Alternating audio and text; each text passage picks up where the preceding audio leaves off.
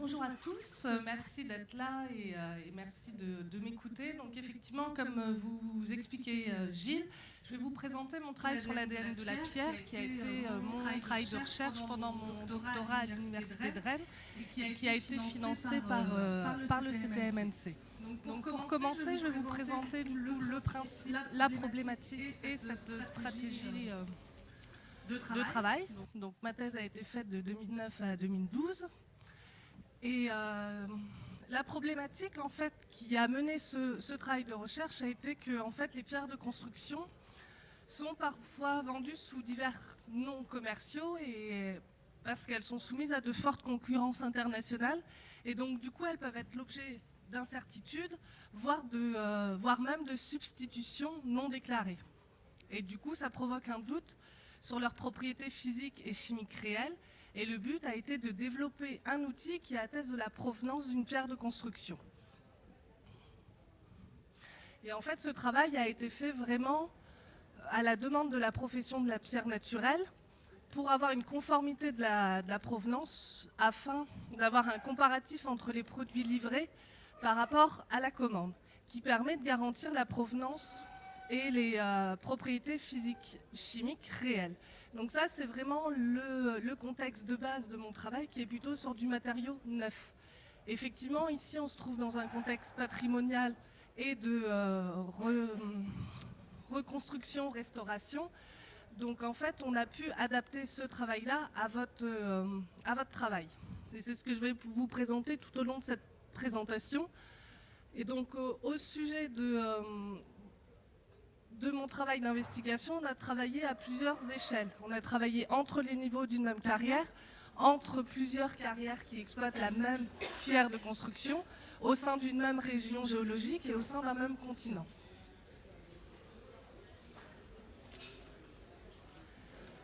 Au niveau des techniques analytiques, on a utilisé tout ce qui était le plus classique en géologie.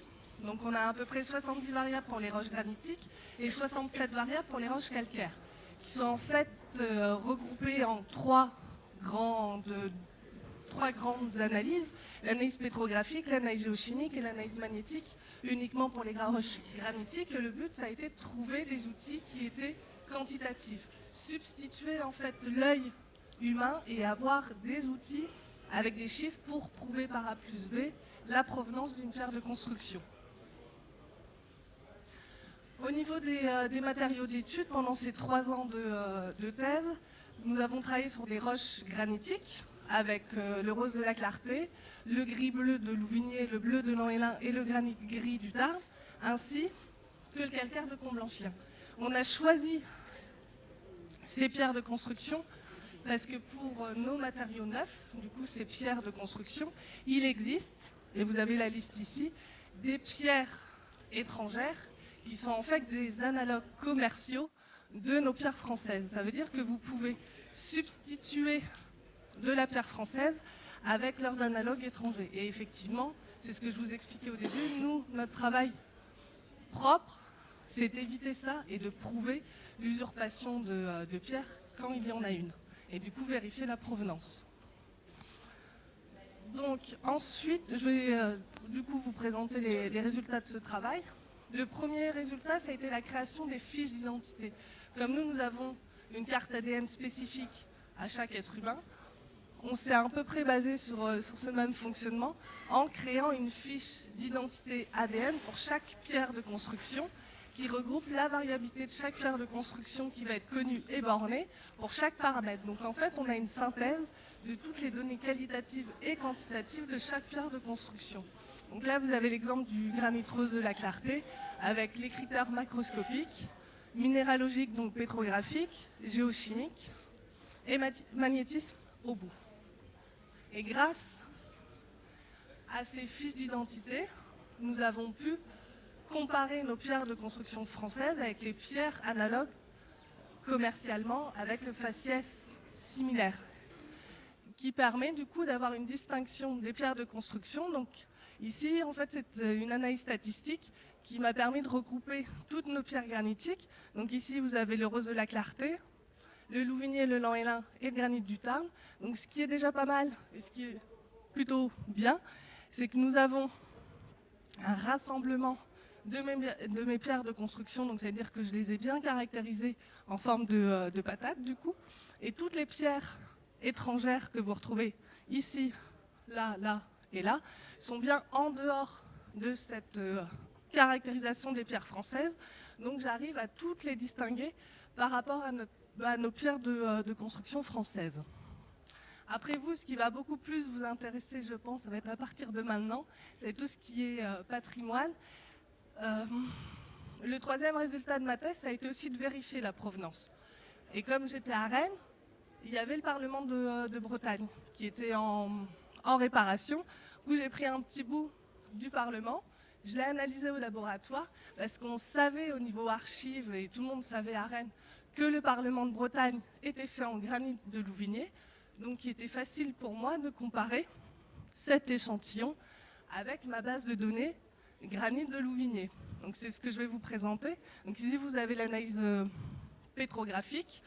Les spectres gris, c'est ma base de données Louvigné. Et le spectre noir avec des petits ronds jaunes, c'est l'échantillon du Parlement. Et ce que vous pouvez voir, c'est que d'un point de vue pétrographique, géochimique et magnétique, c'est que ce spectre d'échantillons du Parlement rentre bien dans la gamme de variations de Louvigné. Donc du coup, j'ai bien prouvé la provenance du Parlement de Bretagne. Donc c'est plutôt pas mal.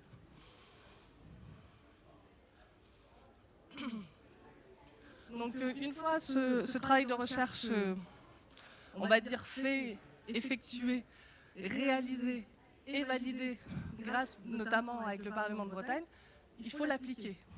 Quand même, c'est beau d'avoir la théorie, mais qu'est-ce que ça donne en pratique? Effectivement, c'est ce que disait Gilles. Maintenant, c'est le travail que je fais au CTMNC depuis 2012, avec comme première application la création de notre base de données pour l'élaboration d'un référentiel pour conserver les références de chaque pierre. Donc ici, je ne vous en reparle pas, c'est ce qu'on a fait pendant ma thèse. Et depuis 2012, on effectue des campagnes d'échantillonnage dans toute la France pour caractériser les pierres de construction. Et donc là, on est en mai 2016 et effectivement, on a 14 grandes dénominations qui sont référencées. Et j'en ai 3 nouvelles qui vont arriver cette année, voire l'année prochaine, parce que je viens de terminer l'échantillonnage en avril 2016. Et notamment, du coup, en avril, on a fait la pierre de Rocheret, Champ-Doré et Hauteville. Donc il se trouve la France par là-bas. C'est moi qui merdouille. Bah ça c'est l'opération du Saint-Esprit. Voilà. Bon. Donc c'est ce que je vous disais, c'est les 3 pierres qui sont à côté des Alpes. On a fait ça en avril. Donc ça veut dire que pour fin de l'année 2016, on va avoir 17 grandes dénominations qui vont être référencées dans la base du CTMNC. Le deuxième exemple d'application que j'ai voulu vous illustrer aujourd'hui, c'est dans le cadre d'une restauration de bâtiment pour avoir une pierre de remplacement. Donc c'est un de mes clients qui m'a demandé, voilà, je suis en train de restaurer un bâtiment. Dans la littérature, dans les archives que je trouve, on me dit que la pierre d'origine est du Saint-Maximin. Est-ce que vous pouvez vérifier? Je vous donne un échantillon. L'échantillon de référence, du coup, ça va être l'échantillon de Saint-Maximin. Et est-ce que, du coup, l'échantillon Y peut être une pierre de remplacement, une pierre similaire à cette pierre de référence?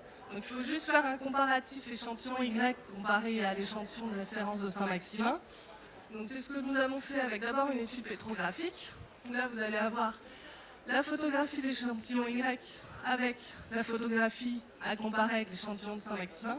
Et en fait, on se rend compte qu'effectivement, au niveau pétrographique, ça va être la même roche sédimentaire de par sa phase de liaison et ses éléments figurés.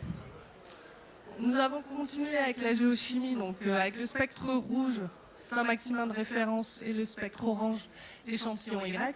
Vous pouvez voir qu'en élément majeur ou en élément trace, on a quand même une bonne correspondance des spectres. Donc j'ai pu dire à mon client qu'effectivement, il pouvait faire la restauration de son bâtiment en Saint-Maximin. Après, le troisième exemple d'application, c'est pour la restauration d'une couverture d'ardoise. d'un château en France, où en fait à l'origine c'est l'ardoise d'Angers. La durée du chantier de restauration est d'à peu près 34 mois. Il y a à peu près 1800 mètres carrés de couverture en ardoise. Et en fait, le problème du centre des monuments nationaux, ça a été qu'il y a la fermeture des ardoises d'Angers. Et dans ces cas-là, vu que la couverture initiale est d'Angers et de l'ardoise d'Angers, comment il peut lui remplacer cette ardoise d'origine par une autre ardoise? Et du coup, quelle fourniture possible pour ce chantier? C'est pour ça qu'il a fait appel à nous pour en fait caractériser des ardoises en réponse à l'appel d'offres. Il a lancé un appel d'offres et en fait ce qui s'est passé, c'est que 3 ardoisiers, on va dire espagnols, ont répondu. Et la première étape de notre travail d'aide dans ce chantier a été de caractériser les ardoises qui ont été fournies à l'appel d'offres. Donc on a caractérisé 3 plis d'ardoises que vous retrouvez ici. Le pli numéro 7, 9 et 15, avec 3 méthodes d'analyse, donc l'examen pétrographique au microscope optique, l'examen pétrographique au microscope électronique à balayage, et enfin l'analyse par diffraction des rayons X. Voici les résultats pour les 3 plis d'ardoise que j'ai rendus du coup à mon client, et c'est lui qui a choisi de garder la Cupa 4, donc que vous retrouvez au bout à droite. Donc maintenant que lui a choisi son ardoise pour la restauration du château, il faut juste vérifier la qualité de l'ardoise Cupa 4 au cours du chantier.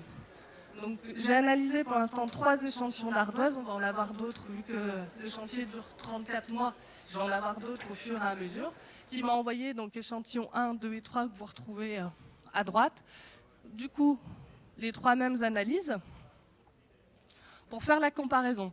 Donc vous retrouvez l'ardoise de référence caractérisée à l'appel d'offres ici. Et j'ai plus qu'à comparer du coup mes plis, mon échantillon 1, 2 et 3. Et finalement, ce que vous pouvez voir, c'est que pareil, il y a une superposition des spectres. Donc ça veut dire qu'on a vraiment la même qualité d'ardoise pour la restauration de ce château. Qui veut dire que pour l'instant, les 3 échantillons que j'ai analysés du chantier sont bien de la Cupa 4 de référence. Donc au niveau des conclusions, effectivement, on est maintenant capable de garantir l'origine du matériau grâce à cet outil d'identification. Donc je vous ai mis des conclusions qui sont plus pour le matériau neuf, mais finalement qui peuvent s'appliquer aussi pour votre cas de restauration patrimoniale. C'est s'assurer de la provenance et de la qualité de vos livraisons aussi par rapport à la commande passée.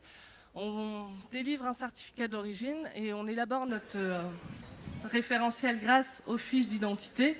Et au niveau des recommandations, ce que j'aurais à vous dire, ça serait de faire cette méthodologie le plus en amont possible, que c'est une identification, une analyse progressive qui se fait étape par étape. On enrichit la base de données et vous avez... Alors peut-être que pour vous, ça fait beaucoup, 2 éprouvettes de 30 par 5 à me fournir. Après, c'est de la discussion à avoir, mais effectivement, je peux avoir moins de quantité pour faire exactement le même travail. Donc voilà. Merci beaucoup et à tout à l'heure pour les questions.